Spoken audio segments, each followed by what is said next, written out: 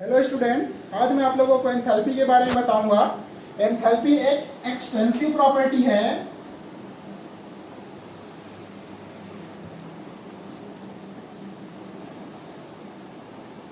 Enthalpy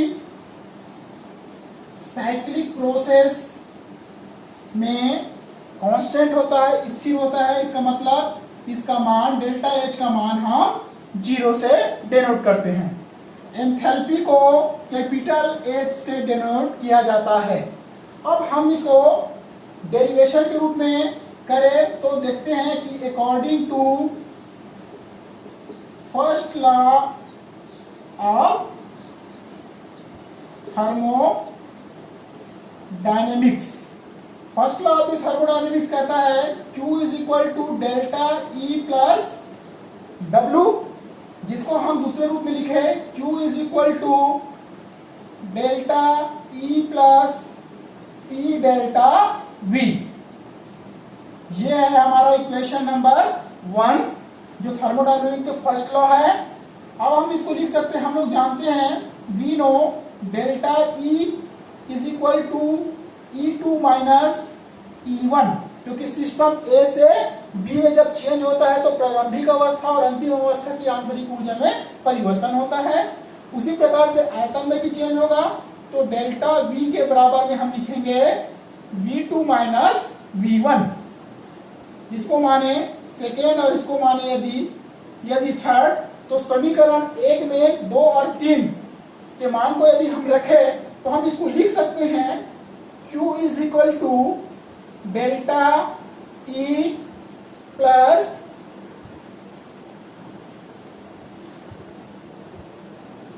P del V। अब इसके मान को पुटअप करें, E2 minus E1 plus P V2 minus V1, ये लिखा जा सकता है। अब इसको पूरा यदि हम रीअरेंजमेंट करें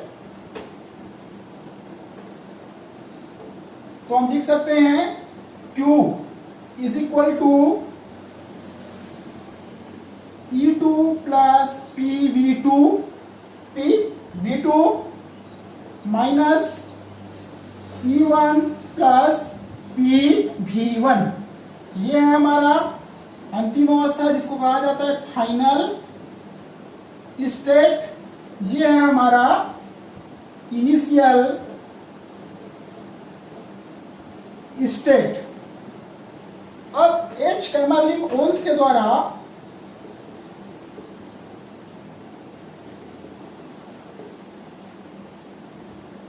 ओन्स के द्वारा 1919 में एट कांस्टेंट प्रेशर, स्थिर दाब पर किसी अभिक्रिया में होने वाले ऊष्मा के परिवर्तन के लिए एक नया थर्मोडायनेमिक स्टेट दिया, जिसको उन्होंने H से डिनोट किया।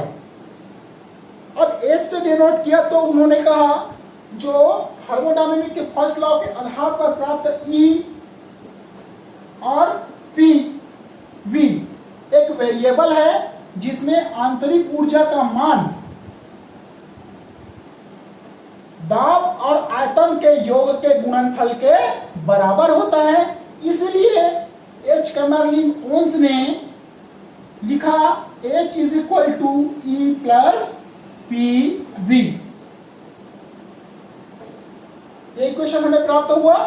अब इस इक्वेशन को यदि हम स्मॉल चेंजेस के लिए देखें तो हम इसको लिख सकते हैं del H is equal to del E plus P del V के रूप में भी लिखा जा सकता है। हम जानते हैं, क्या जानते हैं कि ये एक कांस्टेंट प्रेशर पर है और जिसमें फर्स्ट लॉ का फॉर्मूला होता है del Q is equal to del E plus P del V। ये है फर्स्ट लॉ का इक्वेशन। तो हम इसके मान को यहाँ पर पुटअप कर सकते हैं, तो लिख सकते हैं डेल H एंथैल्पी किस पर, स्थिर दाब पर, इसलिए हम इसको लिख सकते हैं डेल QP, ऐसा भी लिख सकते हैं। और ऊपर के मान को पूरे एंथैल्पी के लिए लिख रहे हैं तो यहाँ पर भी हम उसको P से डिनोट कर सकते हैं। अब देखिए, हम यदि एंथैल्पी के चेंजेस में किसके आधार पर एक कांस्टेंट वॉल्यूम के आधार पर कैसे चेंज होगा, at constant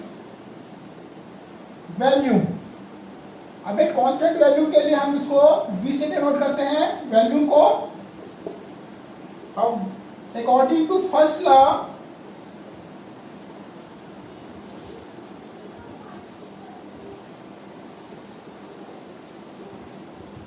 Q is equal to E plus del E plus W के रूप में लिखा जाता है। अब इस अवस्था में यदि हम इसको लिखें del Q is equal to del E plus P del V।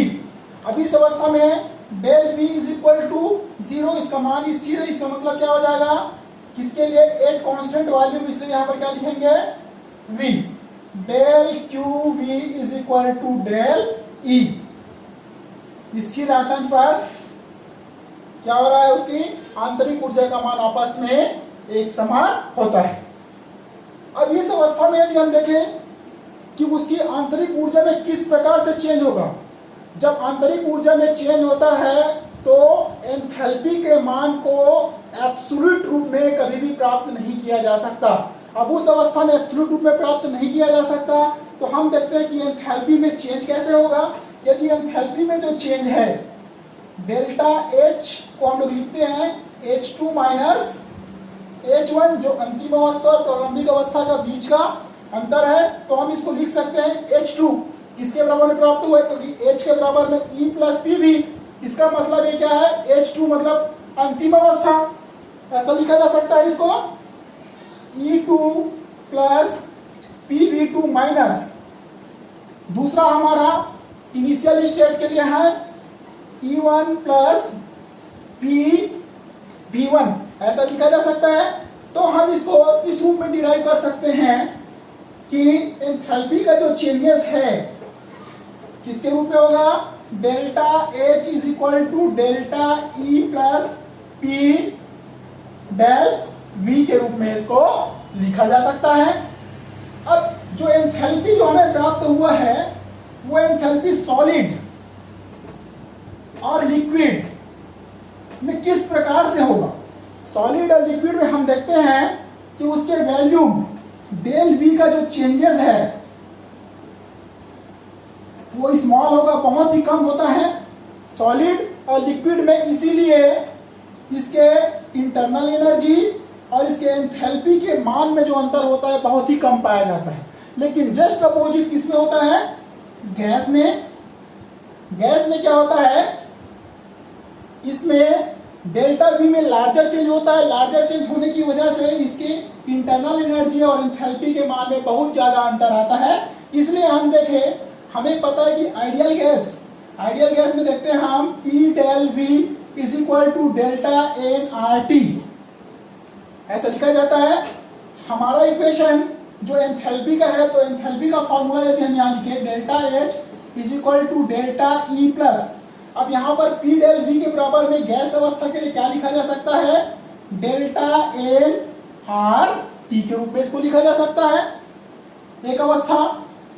दूसरी अवस्था में हमने देखा, क्या देखा, डेल्टा E के बराबर में क्या मान प्राप्त हुआ है, डेल्टा E के मान के बराबर में हम QV और डेल्टा H के बराबर में हमने क्या प्राप्त किया है, पहले हमने देखा है del QP is equal to del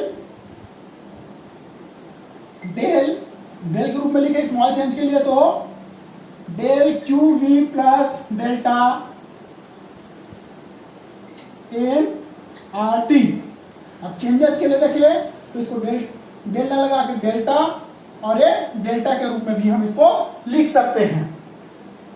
दूसरा चीज हम देखें, जब कोई रिएक्शंस होता है, मान लीजिए कोई रिएक्शंस हो रहा है, उस रिएक्शंस में या तो वो ऊर्जा ऊष्मा को अवशोषित करेगा या तो वो उत्सर्जित करेगा। किस अवस्था में, अंतिम अवस्था और प्रारंभिक अवस्था में। इस अवस्था में यदि if delta H2 is greater than H1, H2 क्या है, अंतिम अवस्था, मतलब एक तरह से हम बोल सकते हैं प्रोडक्ट है।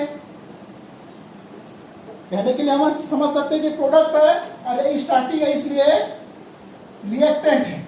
जब किसी कंडीशन में प्रोडक्ट का अमाउंट ज्यादा होता है, इससे रिएक्टेंट से उस अवस्था में वो एंडोथर्मिक टाइप मतलब ऊष्मा को एब्जॉर्ब करेगा, इसलिए इसमें लिखा जाता है प्लस डेल्टा एच।